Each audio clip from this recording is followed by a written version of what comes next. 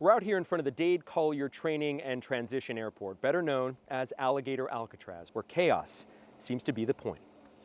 I've seen family members show up and they're distraught, and sometimes they're not even sure if their family member is in here or not because they don't put it in the records. You're supposed to be able to go online and look up where somebody who's been detained for immigration reasons is located.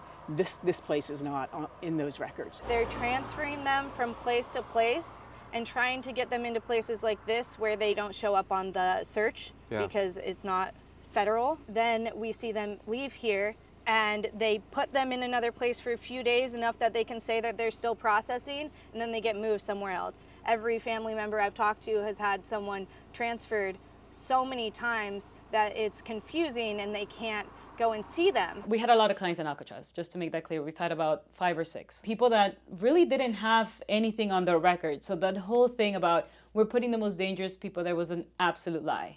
I have a Brazilian client that was there for no driver license. They were allowed to use the phone, so the clients would call us, but we were never able to actually go there and visit them or communicate with anybody that was in charge of their case. I'm in touch with a family right now that knows 2 people in there that have been calling, and they've been communicating with all the families communicate, and they're still in there. But the database shows nothing but call ICE. When we called Alcatraz, nobody picked up the phone.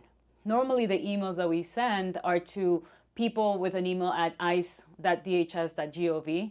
No emails like that were provided by Alcatraz. There were random email addresses that they had linked to Alcatraz, but we actually didn't know who was in charge. And nobody could tell us. One of the craziest stories that we heard from inside was corroborated by not 1 but 2 sources. And according to one of them, who was actually there for this incident, a man who was inside, a detainee, was suicidal.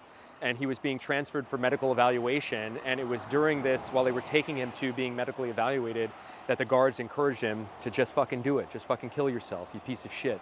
A lot of people that go in there have medical conditions. They need medication.